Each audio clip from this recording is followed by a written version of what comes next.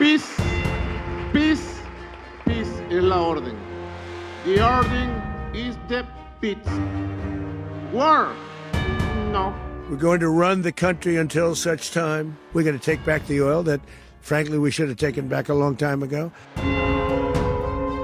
কয়েক মাস ধরেই একটি নাম ঘুরে ফিরে আসছে খবরের শিরোনামে, ভেনেজুয়েলার প্রেসিডেন্ট নিকোলা মাদুরো। প্রথমে ক্যারিবীয় সাগরে দেখা গেল যুক্তরাষ্ট্রের বিশাল নৌমহড়া, তারপর এলো মার্কিন প্রেসিডেন্ট ডোনাল্ড ট্রাম্পের কড়া হুঁশিয়ারি। অবশেষে মার্কিন সামরিক অভিযানে আটকই হলেন নিকোলা মাদুরো। শোনা যাচ্ছে তাকে নেওয়া হবে কুখ্যাত ব্রুকলিনের বন্দি শিবিরে। মাদক সন্ত্রাস মামলায় করা হবে বিচার। তবে যাকে নিয়ে তোলপাড় গোটা বিশ্বে, সেই নিকোলা মাদুরো আসলে কে? কিভাবে বাস চালক থেকে ভেনেজুয়েলার প্রেসিডেন্ট হলেন তিনি? কেনই বা তার জন্য স্বাধীন এক দেশে সামরিক অভিযান চালালো যুক্তরাষ্ট্র? নিকোলা মাদুরোর জীবন শুরু হয়েছিল একেবারে সাধারণভাবে। একসময় ছিলেন বাস চালক, সে সময় জড়িয়ে পড়েন শ্রমিক আন্দোলনে। ধীরে ধীরে শ্রমিক রাজনীতির একজন পরিচিত মুখ হয়ে ওঠেন তিনি। সেখান থেকেই রাজনীতির বড় মঞ্চে তার প্রবেশ।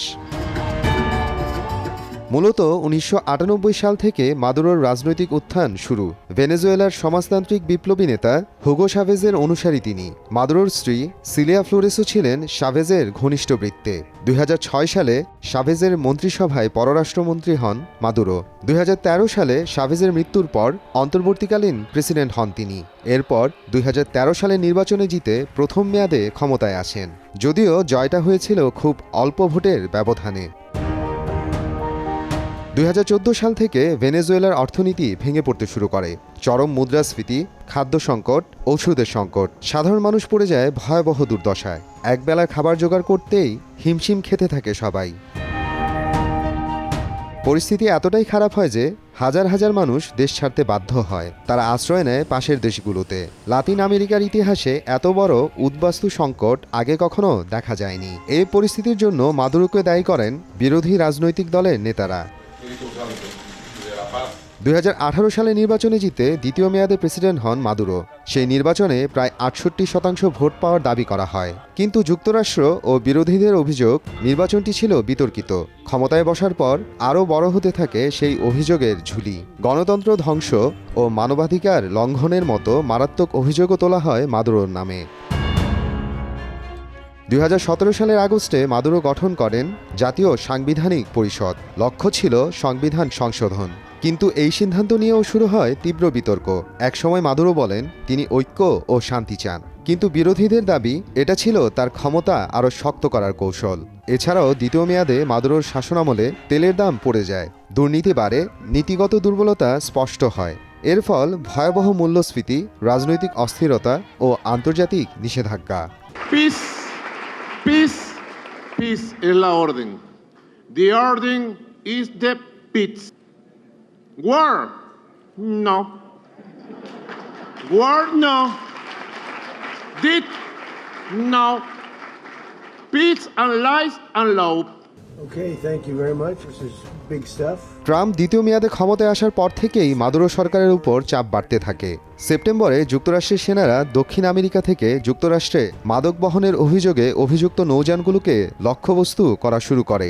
এরপর থেকে ক্যারিবিয়ান ও প্রশান্ত মহাসাগরে এমন নৌযানের উপর ৩০টির বেশি হামলা হয়েছে, যেখানে ১১০ জনের বেশি নিহত হয়েছে। এই জাহাজগুলোর বেশিরভাগই ছিল ভেনেজুয়েলার তেলবাহী জাহাজ। এছাড়াও ক্যারিবিয়ানে ১৫,০০০ সেনা এবং একাধিক বিমানবাহী রণতরী, গাইডেড মিসাইল ডেস্ট্রয়ার ও উভচর যুদ্ধজাহাজ মোতায়েন করে যুক্তরাষ্ট্র।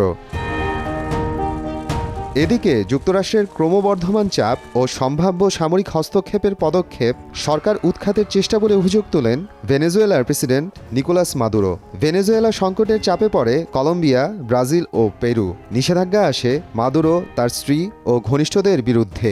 প্রেসিডেন্ট ট্রাম্পের হুমকিও চলতে থাকে। শেষ পর্যন্ত ঘটে নাটকীয় ঘটনা। ভেনেজুয়েলার প্রেসিডেন্ট নিকোলা মাদুরো এবং তার স্ত্রী সিলিয়া ফ্লোরেসকে ধরতে এক রুদ্ধশ্বাস ও দুঃসাহসিক অভিযান চালায় মার্কিন কমান্ডোরা। অত্যন্ত গোপনীয়তা ও নিখুঁত পরিকল্পনায় পরিচালিত এই অভিযানের নাম অপারেশন অ্যাবসোলিউট রিজলভ। সিএনএনের তথ্য অনুযায়ী শনিবার মধ্যরাতে ঘুমন্ত অবস্থায় মাদুরো ও তার স্ত্রীকে বিছানা থেকে টেনে হিঁচড়ে নিয়ে যায় মার্কিন কমান্ডোরা। অভিযান শেষে তাদের চোখ বেঁধে ও হাতকড়া পরিয়ে একটি উভচর যুদ্ধজাহাজে তোলা হয়। শনিবার বিকেলে নিউ ইয়র্কের বিমান ঘাঁটিতে নামে মার্কিন উড়োজাহাজ। পরে হেলিকপ্টারে করে মাদুরোকে নেওয়া হয় ম্যানহাটনের ওয়েস্ট সাইড হেলিপোর্টে। সেখান থেকে তাকে মার্কিন মাদক নিয়ন্ত্রণ সংস্থার সদর দফতরে নিয়ে প্রাথমিক আইন প্রক্রিয়া সম্পন্ন করে ব্রুকলিনের বন্দি শিবিরে নেওয়া হবে বলে জানা গেছে। মাদুরো ও তার স্ত্রীর বিরুদ্ধে নিউ ইয়র্কের সাউদার্ন ডিস্ট্রিক্ট আদালতে মাদক সন্ত্রাসসহ একাধিক অভিযোগ রয়েছে। We're going to run the country until such time as we can do a safe, proper, and judicious transition. So we don't want to be involved with having somebody else get in and we have the same situation that we had for the last long period of years. We're going to take back the oil that, frankly, we should have taken back a long time ago. A lot of money is coming out of the ground. We're going to get reimbursed for all of that. We're going to get reimbursed for everything that we spend. So it's going to be a very important. This is a very big evening that took place last night. যুক্তরাষ্ট্রের সামরিক কর্মকাণ্ডের বিষয়ে উদ্বেগ ও নিন্দা জানিয়েছে বিভিন্ন দেশ ও মানবাধিকার সংস্থা। তাদের দাবি, ভেনেজুয়েলায় মার্কিন হামলা আন্তর্জাতিক আইনের সুস্পষ্ট লঙ্ঘন। কংগ্রেসের অনুমোদন ছাড়াই চালানো হয়েছে এই অভিযান। এ ঘটনায় লাতিন অঞ্চলে তৈরি হয়েছে অস্থিতিশীলতা ছড়িয়ে পড়ার ঝুঁকি। মোহাম্মদ আফরানুল ইসলাম, সময় সংবাদ।